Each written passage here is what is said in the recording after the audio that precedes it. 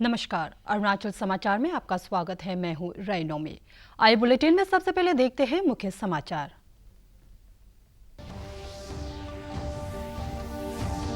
नई शिक्षा नीति 2020 को केंद्रीय मंत्रिमंडल की मंजूरी। प्रधानमंत्री नरेंद्र मोदी की अध्यक्षता में मंत्रिमंडल की बैठक में केंद्रीय मानव संसाधन विकास मंत्रालय का नाम बदलकर शिक्षा मंत्रालय करने का फैसला। स्कूली शिक्षा से लेकर उच्च शिक्षा के क्षेत्र में महत्वपूर्ण बदलावों को मंजूरी।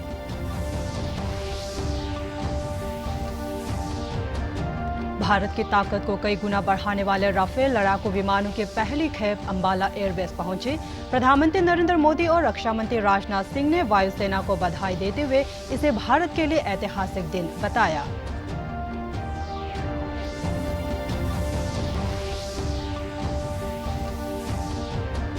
देश भर में कोविड से स्वस्थ होने वालों की दर 64% से अधिक हुई। अरुणाचल प्रदेश में पिछले 24 घंटे में 43 व्यक्ति हुए स्वस्थ और दर्ज किए गए 91 नए मामले।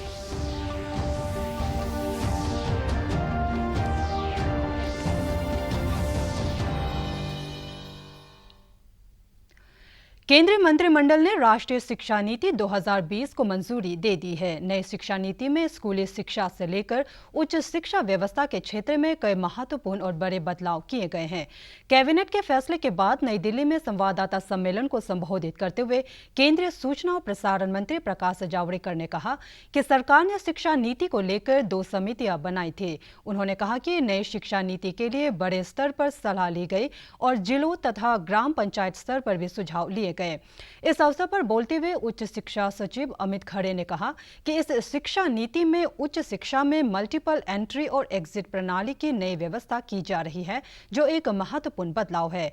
नई नीति के अनुसार अगर अब कोई छात्र एक कोर्स के बीच में कोई दूसरा कोर्स करना चाहे तो पहले कोर्स से सीमित समय के लिए ब्रेक लेकर कर सकता है। श्री खरे ने शिक्षा नीति के मुख्य पहलुओं की जानकारी देते हुए कहा कि छात्रों को उच्च शिक्षा में विषयों के चयन में भी ज्यादा विकल्प मिल सकेंगे। इसके लिए मेजर और माइनर विषयों की व्यवस्था की जा रही है।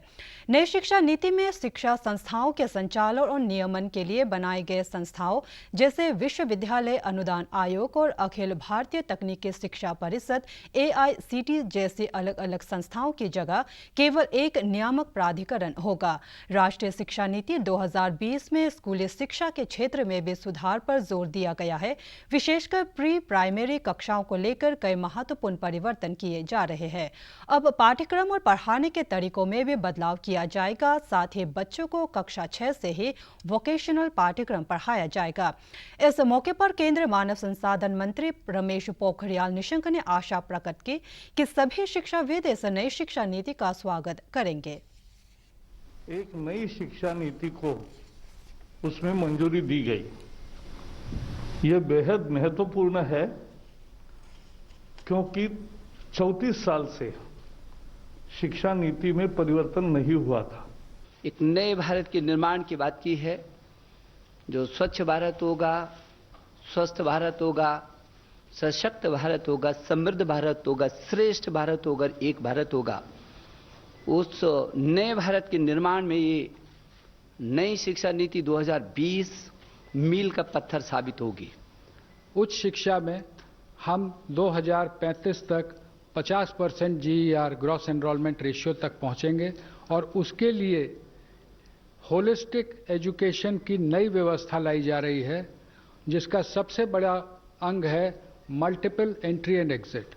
आज की व्यवस्था में यदि 4 साल इंजीनियरिंग पढ़ने के बाद या 6 सेमेस्टर पढ़ने के बाद किसी कारणवश मैं आगे नहीं पढ़ सकता हूं, तो मेरे पास कोई उपाय नहीं है, मैं आउट ऑफ द सिस्टम हो जाता हूं। Multiple entry and exit system में ये रहेगा कि 1 साल के बाद सर्टिफिकेट, 2 साल के बाद डिप्लोमा, 3 या 4 साल के बाद डिग्री, यानी और multiple entry through academic bank of credit, जो नीचे बुलेट है कि मेरे जो क्रेडिट फर्स्ट ईयर के हैं, सेकेंड ईयर के हैं, जैसे बैंक के सेविंग अकाउंट होते हैं वैसे ही एकेडमिक क्रेडिट में डिजी लॉकर के माध्यम से हमारे वहां पर क्रेडिट रहेंगे। जैसा कि ICDS स्कीम का इंट्रोड्यूस किया गया था, लेकिन इस बार जो है वो early childhood care and education के लिए एक पूरा करिकुलम बनाने की बात है।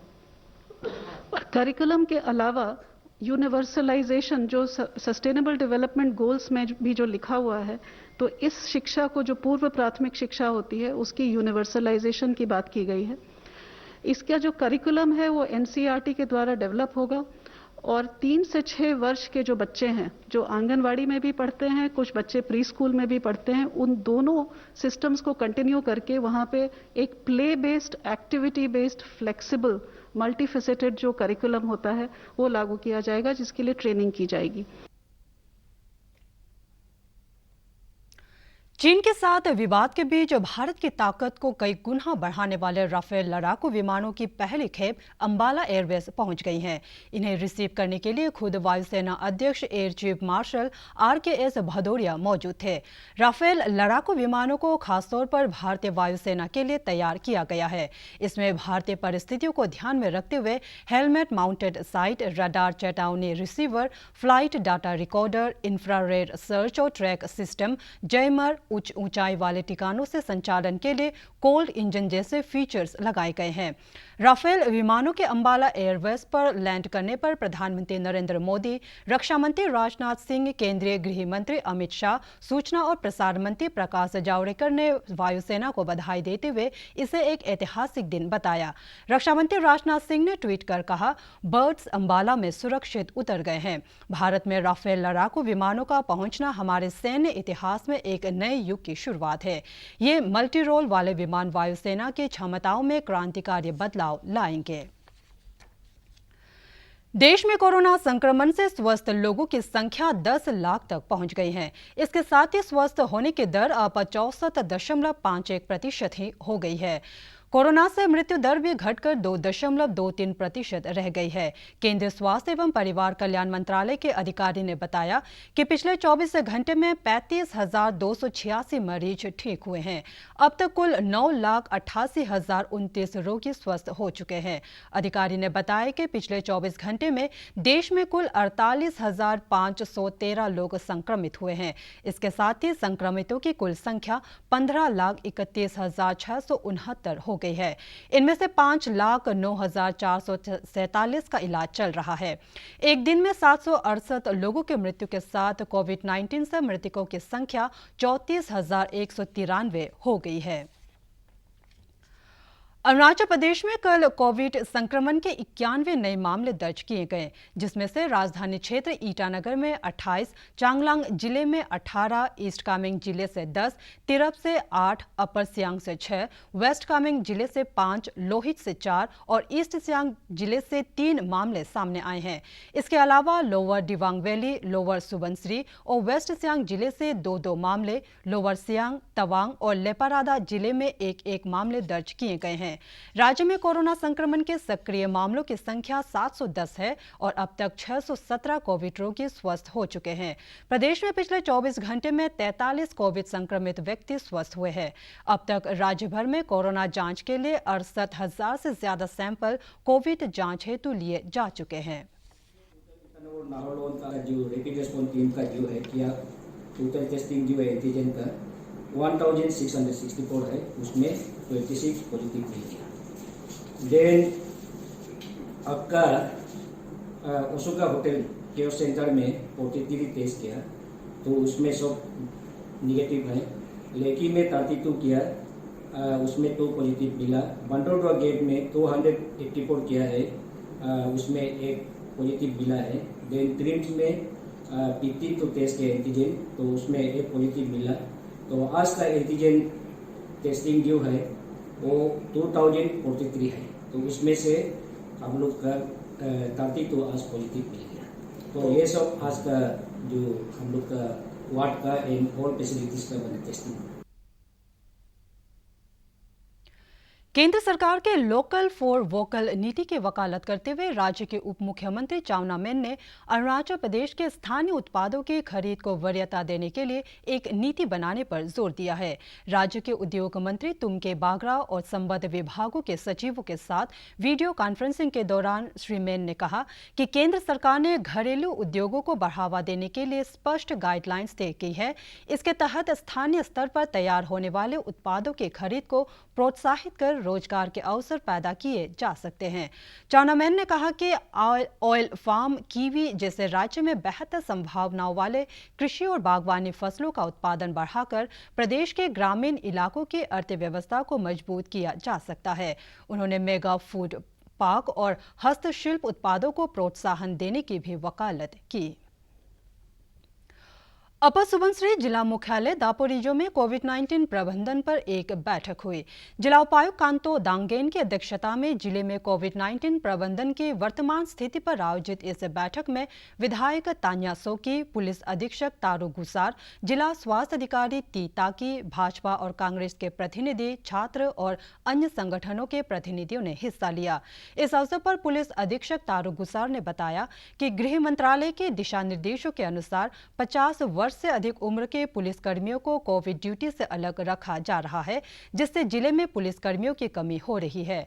उन्होंने कहा कि इस कमी को पूरा करने के लिए पुलिस चेक गेट और क्वारंटीन सेंटर पर छात्र और गैर सरकारी संगठनों के वॉलंटियर्स की सहायता ली जा रही है। बैठक में कोविड-19 प्रबंधन के लिए वित्तीय और कोविड केयर सेंटर से जुड़ी जरूरतों पर भी चर्चा की गई। पापुमपारे जिले के मितपू में प्रस्तावित कोविड अस्पताल के निर्माण का कार्य त्वरित गति से चल रहा है।